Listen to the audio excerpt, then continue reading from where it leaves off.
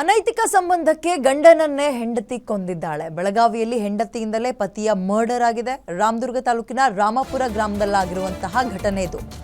ಗಂಡನ ತಲೆ ಮೇಲೆ ಕಲ್ಲು ಎತ್ತಾಕಿ ಕೊಂದಿದ್ದಾಳೆ ಪಾಪಿ ಹೆಂಡತಿ. ಗಂಡ ಈರಪ್ಪ ಯಲ್ಲಪ್ಪನನ್ನ ಕೊಂದು ಹಾಕಿದ್ದಾಳೆ. ಪತ್ನಿ ಕರೆಮ್ಮ ಅಂತ ಆಕೆ ಹೆಸರು. ಇದೀಗ ಆಕೆಯ ಪ್ರಿಯಕರನ ಜೊತೆಗೆ ಸೇರ್ಕೊಂಡು ಕೊಲೆ ಮಾಡಿದ್ದಾಳೆ. ಆರೋಪಿಗಳನ್ನ ಬಂಧಿಸಿ ಜೈಲಿಗಟ್ಟಿದ್ದಾರೆ ಪೊಲೀಸರು. ಮದುವೆ ಆಗಿತ್ತು ಈಕೆಗೆ, ಬಟ್ ಮತ್ತೊಂದು ಅನೈತಿಕ ಸಂಬಂಧಕ್ಕೆ ಈಕೆ ಮನಸೋತಿದ್ಲು. ಪರಿಣಾಮ ಗಂಡನ ಮೇಲೆ ಕಲ್ಲು ಎತ್ತು ಹಾಕಿ ಆತನನ್ನ ಸಾಯಿಸಿದ್ದಾಳೆ, ಕೊಲೆ ಮಾಡಿದ್ದಾಳೆ. ಆಕೆಗೆ ಸಪೋರ್ಟ್ ಮಾಡಿದಂತಹ ಅಥವಾ ಸಾಥ್ ಕೊಟ್ಟ ಆತನ ಪ್ರಿಯಕರನನ್ನು ಪೊಲೀಸರು ಈಗ ಕೊರಳ್ಪಟ್ಟಿ ಹಿಡಿದು ಜೈಲೊಳಗೆ ದಬ್ಬಿದ್ದಾರೆ. ಅಂದರೆ ತನಿಖೆ ಆರಂಭ ಮಾಡಿದ್ದಾರೆ. ಅನೈತಿಕ ಸಂಬಂಧಕ್ಕೆ ಗಂಡನ ಹೆಣ ಬಿದ್ದಿದೆ.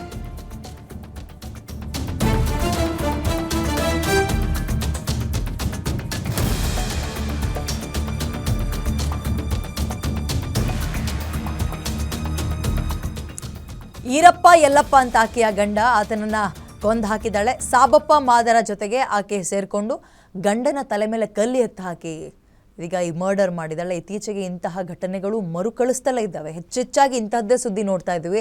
ಮದುವೆ ಆದ ನಂತರ ಅನೈತಿಕ ಸಂಬಂಧ ಹೊಂದೋದು, ಅದೆಲ್ಲವೂ ಯಾಕೋ ಗಂಡ ಅಲ್ಲಿ ಸಮಸ್ಯೆ ಕೊಡ್ತಾ ಇದ್ದಾನೆ ನಮ್ಮಿಬ್ಬರ ನಡುವೆ ಅಂತ ಅನ್ನಿಸಿದಾಗ ಗಂಡನನ್ನ ಈ ರೀತಿ ಪಿತೂರಿ ಮಾಡಿ ಕೊಂದು ಹಾಕೋದು, ಊಟದಲ್ಲಿ ವಿಷ ಹಾಕೋದು, ತಲೆ ದಿಂಬನ್ನ ಒತ್ತಿ ಸಾಯಿಸೋದು, ಇಂತಹ ಸುದ್ದಿಗಳನ್ನು ಕಳೆದು ಒಂದು ಅಂದರೆ ಇತ್ತೀಚೆಗೆ ಹೆಚ್ಚೆಚ್ಚಾಗಿ ಕೇಳಿಸ್ಕೊಳ್ತಾ ಇದ್ದೀವಿ. ನೋಡಿ, ಅಂಥದ್ದೇ ಮತ್ತೊಂದು ಘಟನೆ.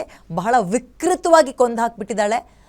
ತಾಳಿ ಕಟ್ಟಿದಂತಹ ಗಂಡನ ತಲೆ ಮೇಲೆ ಕಲ್ಲು ಎತ್ತು ಹಾಕಿದ್ದಾಳೆ, ಚಪ್ಪಡಿ ಕಲ್ಲನ್ನು.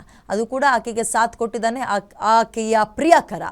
ಈಗ ಆತನನ್ನೂ ಸೇರಿದಂತೆ ಆಕೆ ಇಬ್ಬರನ್ನೂ ಈಗ ಪೊಲೀಸರು ಜೈಲಿಗಟ್ಟಿದ್ದಾರೆ.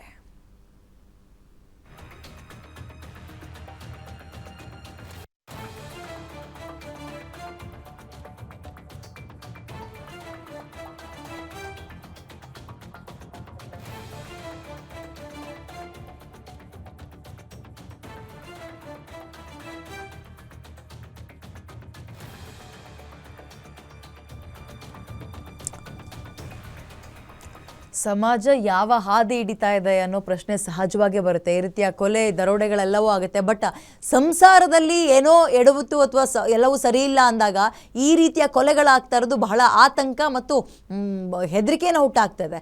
ಇದೇ ಒಂದಷ್ಟು ವರ್ಷಗಳ ಹಿಂದೆ ಗಂಡನಿಂದ ಹೆಂಡತಿ ಟಾರ್ಚರ್, ಹೆಂಡತಿಗೆ ವರದಕ್ಷಿಣೆ ಕಿರುಕುಳ, ಅತ್ತೆ ಮಾವನಿಂದ ಅಂತಹ ಸುದ್ದಿಗಳನ್ನು ಕೇಳ್ತಾ ಇದ್ವಿ. ಬಟ್ ಈಗ ಎಲ್ಲವೂ ಕೂಡ ಉಲ್ಟಾ ಆಗ್ತದೆ.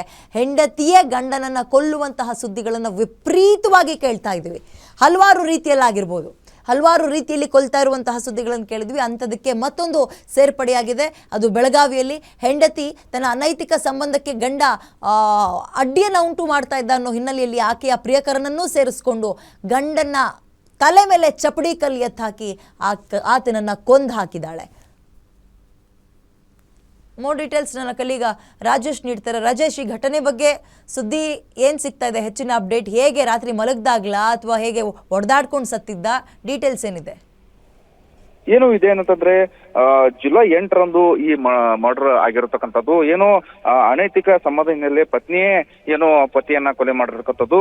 ಏನೋ ಪ್ರಿಯಕರನ ಜೊತೆ ಸೇರಿಕೊಂಡು ಏನೋ ರಾಮದುರ್ಗ ತಾಲೂಕಿನ ರಾಮಪುರ ಗ್ರಾಮದಲ್ಲಿ ಕೊಲೆ ಮಾಡಿರ್ತಕ್ಕಂಥದ್ದು. ಕೊಲೆ ಮಾಡಿ ಏನೋ ಶವನ್ನ ಎಸೆದು ಹೋಗಿರ್ತಾರೆ. ನಂತರ ರಾಮದುರ್ಗ ಪೊಲೀಸರು ಈಗ ಪ್ರಕರಣ ಪತ್ತೆ ಹಚ್ಚಿ ಆರೋಪಿಗಳನ್ನ ಏನು ವಶಕ್ಕೆ ಪಡೆದುಕೊಂಡು ನ್ಯಾಯಾಲಯಕ್ಕೆ ಹಾಜರುಪಡಿಸುತ್ತಾರೆ ಅಂತ ಹೇಳ್ಬೋದು.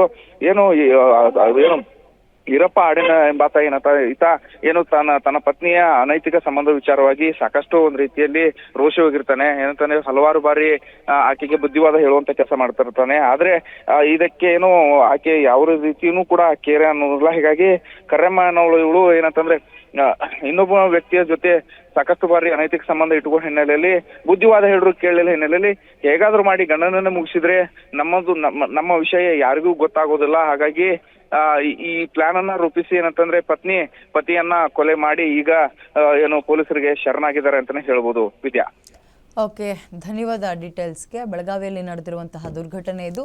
ತನ್ನ ಅಕ್ರಮ ಸಂಬಂಧಕ್ಕೆ, ಅನೈತಿಕ ಸಂಬಂಧಕ್ಕೆ ಗಂಡ ಅಡ್ಡ ಆಗ್ತಾ ಇದ್ದ ಅನ್ನೋ ಹಿನ್ನೆಲೆಯಲ್ಲಿ ಆತನನ್ನೇ ಮುಗಿಸಿರುವಂತಹ ಕತೆ ಇದು. ಗಂಡ ಇದೀಗ ಹೆಂಡತಿಯಿಂದನೇ ಕೊಲೆಯಾಗಿರೋ ದುರ್ದೈವಿ. ಆರೋಪಿ ಸಾಬಪ್ಪ ಮತ್ತು ಆರೋಪಿ ಈಗ ಮತ್ತೊಬ್ಬ ಆರೋಪಿ ಕರೆಮ್ಮ ಅಂತ ಆಕೆ ಹೆಸರು. ಇಬ್ಬರು ಕೂಡ ಜೈಲಲ್ಲಿದ್ದಾರೆ.